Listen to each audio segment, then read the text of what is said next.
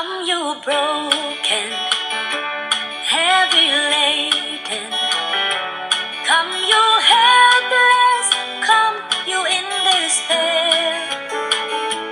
Come, be blessed. Come, be saved.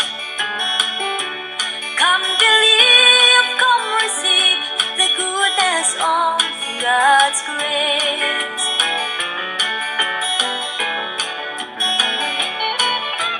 God's grace is amazing, the lifeline of my soul.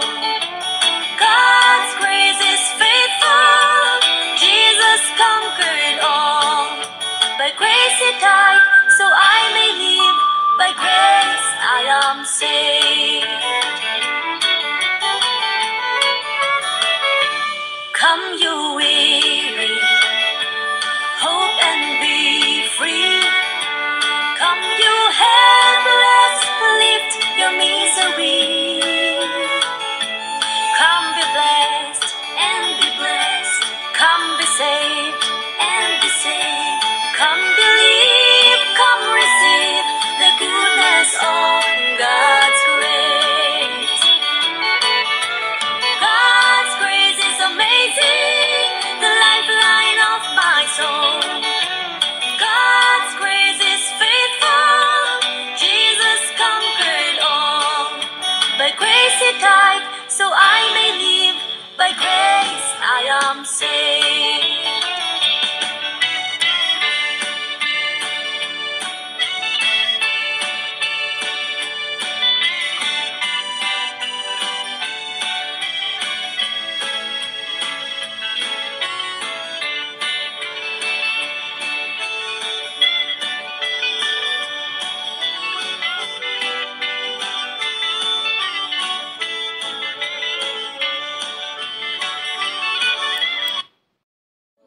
Très ravi, très heureux, bien-aimé, de te retrouver encore ce matin.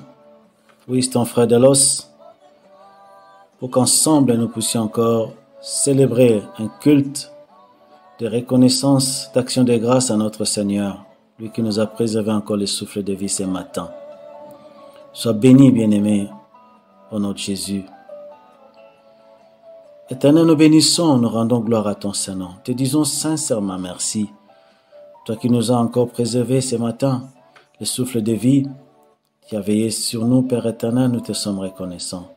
Nous venons, Père éternel, humblement t'offrir ces cultes, que le Saint-Esprit nous vienne en aide pour que ces cultes soient vraiment agréables et que ta joie fasse notre bonheur, notre force et notre bénédiction. Dans le nom de Jésus, nous avons ainsi prié. Amen.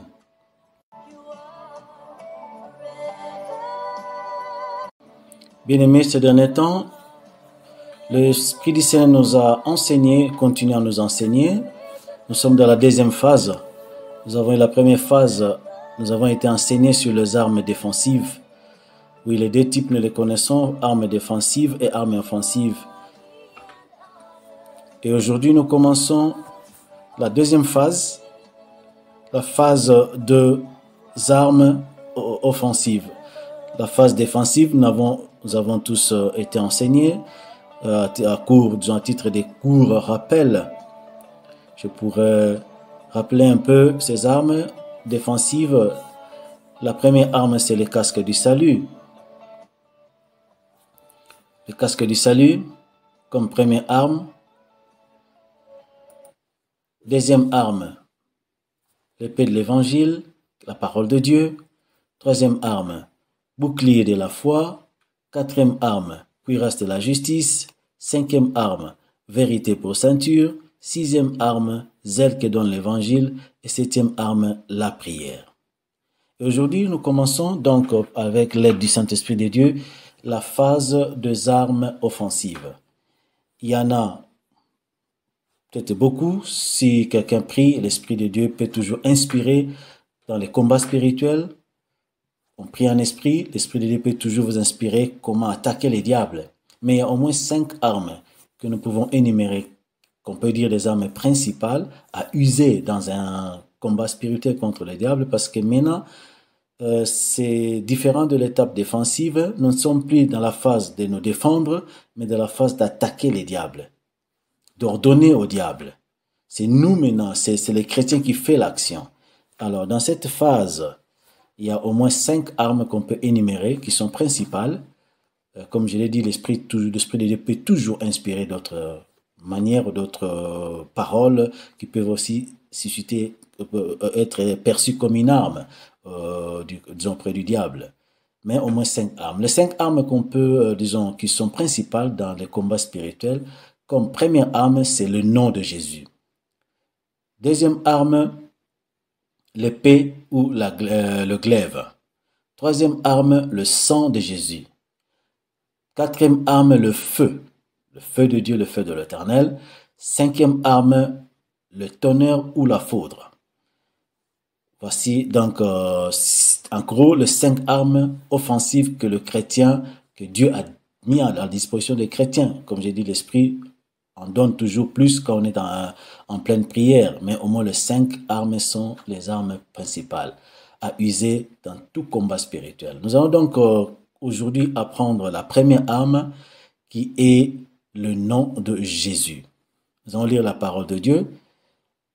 Nous lisons dans le livre de 1 Samuel, chapitre 17, verset 45. J'ai lu au nom de Jésus.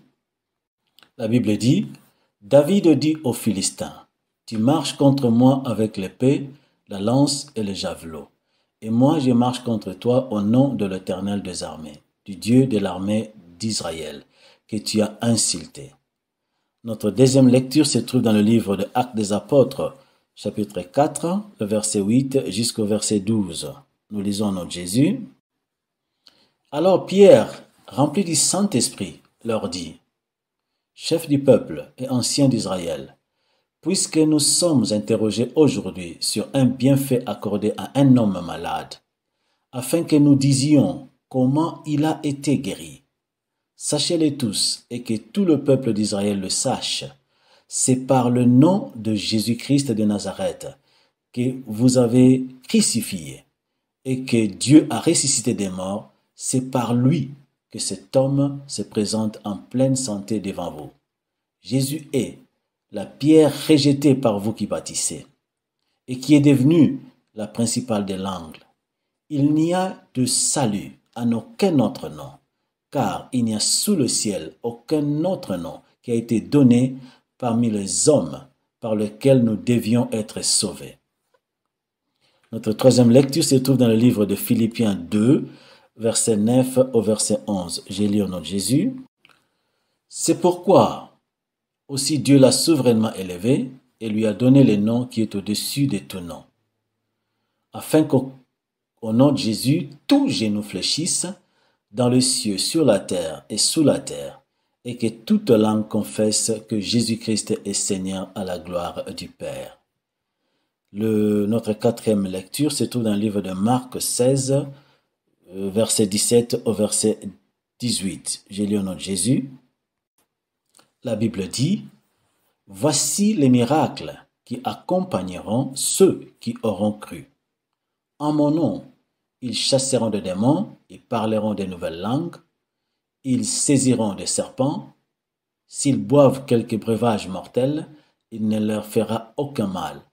Ils imposeront les mains aux malades, et les malades seront guéris. » Nous essayons toujours de lire un peu beaucoup parce qu'on n'a pas beaucoup de temps pour tout expliquer, raison pour laquelle quelques versets bibliques, comme ça ne fût-ce que par la parole, on peut déjà saisir le clos de notre thème du jour. Nous lisons, nous sommes maintenant en train de parler de la première arme, le nom de Jésus. Bien aimé, le nom de Jésus. Le Seigneur lui-même nous a donné son nom. Il a expliqué comment il a dit, en mon nom, voici ce que vous ferez. En mon nom. Le nom de Jésus, donc pour aller un peu vite à cause du temps, le nom de Jésus, c'est l'arme la plus puissante, l'arme indomptable, c'est la plus puissante arme contre le diable. C'est le seul et unique nom dont le diable a peur, dont il craint. Et quand il entend ce nom, il fuit. Il ne peut résister au nom de Jésus parce que C'est celui qui l'a vaincu à la croix. Donc le nom de Jésus, c'est pour toi et pour moi la priorité des priorités, l'arme la plus principale et la plus efficace pour notre combat spirituel. Tu ne peux pas combattre sans le nom de Jésus. Donc il n'y a pas un autre nom qui a été donné. On ne peut pas aller plus en détail de la parole. Nous avons lu la parole de Dieu. Il n'y a aucun autre nom qui a été donné parmi les hommes pour le salut et pour la victoire dans les combats spirituels. Seul le nom de Jésus. Donc tu ne peux pas combattre avec un autre nom. Donc si tu es chrétien, si tu crois en Jésus, et sachez que sache bien-aimé, pour se tutoyer, le seul et unique nom qui nous a été donné à nous, enfants de Dieu, à nous chrétiens, pour notre combat spirituel. Parce que nous sommes en combat. Nous sommes en combat.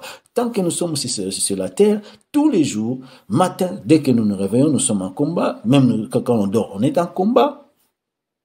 Nous avons appris comment nos âmes, l'âme de la personne est en voyage. Toujours. Toujours en voyage. Matin, dans la journée, tout comme la nuit. Alors le combat est permanent. Voilà pourquoi il n'y a aucun autre nom, seul le nom de Jésus. Et voilà, nous sommes dans la phase, nous sommes en combat spirituel. Les armes offensives, Dieu l'a dit, c'est pour que nous puissions attaquer l'ennemi. Il a vaincu pour nous. Il est notre Dieu. Ce n'est plus nous continuons à dire, ce n'est plus nous, c'est lui qui vit en nous. Nous devons maintenant user ce dont il nous a donné comme outil, disons, armes de combat, pour vaincre. Nous ne combattons pas pour la victoire, nous combattons dans la victoire. Car l'ennemi que nous combattons, il a déjà été vaincu. Donc, c'est pas en réalité un combat pour nous, mais c'est simplement arracher notre victoire. Car la victoire nous a été acquise à la croix. Nous ne sommes pas là pour combattre pour obtenir la victoire. Non, c'est pour arracher notre victoire. Car l'ennemi nous trompe et nous devenons faibles quand nous ne sommes pas, on n'a pas conscience. Quand on est trompé par le secret. Quand on est trompé pour le servir, il a des réclamations. Voilà, nous sommes litigés, si on peut dire. Et là, il prend un peu le dessus. Mais quand nous revenons, nous revenons au Seigneur et nous reprenons, quand nous reprenons notre position de vainqueur, notre position de fils de Dieu. Et c'est Jésus qui vit en nous. Ah, nous sommes déjà plus que vainqueurs, bien-aimés. Donc on n'a même pas à combattre, on a seulement à arracher notre victoire. Et ça, on l'arrache uniquement avec ou à l'aide du nom tout-puissant de notre Seigneur et Sauveur, Jésus-Christ Nazareth, au nom de Jésus. Pas un autre nom. Quand tu es tenté de combattre, bien-aimé, tu prends l'autorité, tu chasses le démon, le diable, tu donnes des ordres. Sache une chose, quand tu donnes des ordres à l'ennemi, les diables écoutent, les démons entendent. Tout ce qu'ils font, ils attendent à la fin pour entendre au nom de qui tu leur donnes de l'ordre, cet ordre-là. Tout ce que tu peux leur donner comme ordre, ils entendent, mais ils sont patients. Ils veulent simplement à la fin entendre au nom de qui tu leur donnes l'ordre de quitter, l'ordre de libérer, l'ordre de restituer, l'ordre de pouvoir, comme on dit, sors, libère. Ils entendent au nom de qui? S'ils entendent que c'est au nom de Jésus, et que toi aussi en tant que chrétien ou chrétienne bien-aimé, tu es intègre, tu marches dans la crainte de Dieu, il n'y a rien du diable en toi, le diable n'a rien à réclamer en toi, bien-aimé, automatiquement à l'instant, le diable obéit, il fléchit les genoux, il fuit et il exécute ton ordre. Parce que ce n'est pas toi, mais c'est celui qui est en toi, c'est Jésus qui lui parle. Et c'est Jésus-là, c'est celui qui l'a écrasé, qui a écrasé sa tête. C'est cette postérité qui est sortie de la femme et qui a écrasé la tête du serpent. Donc, au moment où tu es intègre, pur, clean, sans péché, tu es dans l'intégrité et c'est Christ qui vit en toi. Toi, tu parles, mais ce n'est pas toi, bien-aimé. C'est Jésus qui est en toi qui lui donne l'ordre. Et quand le diable, les démons entendent cela, de celui qui est en toi, le diable, automatiquement, ils exécutent. Et ils libèrent, ils obéissent. Et ils donnent directement, c'est-à-dire, ils obéissent à l'instant parce qu'ils n'ont pas résisté. Malheureusement, par contre, si ce n'est pas le cas, donc s'il n'y a pas intégrité dans la vie d'un enfant de Dieu, si le diable a encore des choses à réclamer, s'il y a une vie de péché, tout ça, tu peux citer 1000 fois le nom de Jésus, alors c'est inefficace alors. Donc malheureusement, il faut d'abord l'intégrité, vivre dans la sainteté, de la pureté, vivre vraiment dans que les diables qu'il n'y ait rien du diable, de l'ennemi en toi, du diable en toi. Et là, le nom de Jésus sera efficace. Donc, le nom de Jésus, c'est une arme la plus puissante, mais il y a aussi une condition, l'intégrité, la crainte de Dieu et la sainteté. En conclusion, mes bien-aimés, nous pourrons dire que le nom de Jésus, pour être court, parce que comme j'ai dit, le nom de Jésus, s'il faut en parler, c'est un thème très vaste dans la Bible. Nous faisons court, juste pour le peu que nous avons vu, pour que nous puissions savoir que désormais, à partir d'aujourd'hui, c'est un rappel pour ceux qui le font déjà ou une connaissance pour ceux qui ne l'ont pas encore fait. Donc désormais, à partir d'aujourd'hui, dès cet instant, utilisons l'arme, le nom de Jésus comme l'arme la plus puissante, la plus efficace, la plus indomptable contre le diable. Dans notre combat spirituel, nous attaquons le diable. Nous sommes dans la phase offensive. Et désormais, bien-aimés, donc ils ont le nom de Jésus partout, en tout, pour tout, en tout lieu, en toutes circonstances, parce que c'est notre arme de victoire pour attaquer et vaincre l'ennemi.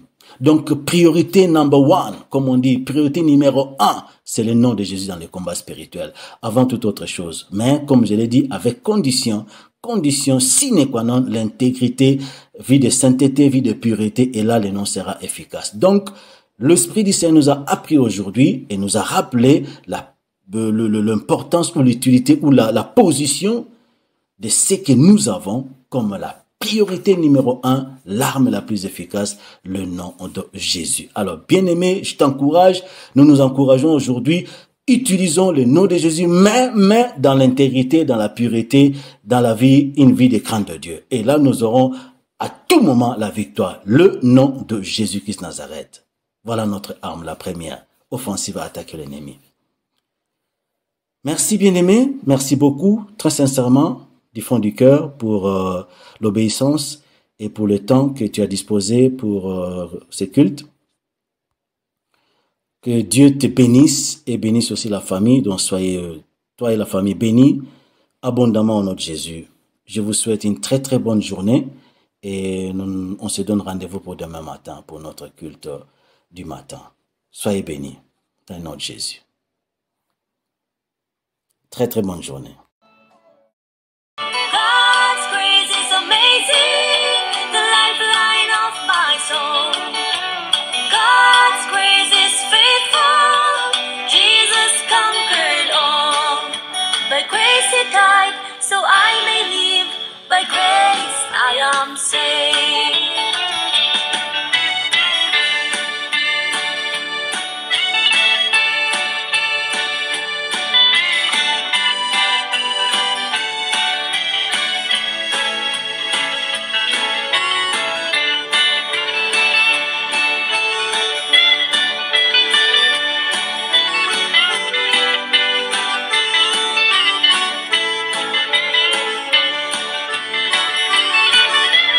God's grace is amazing, the lifeline of my soul.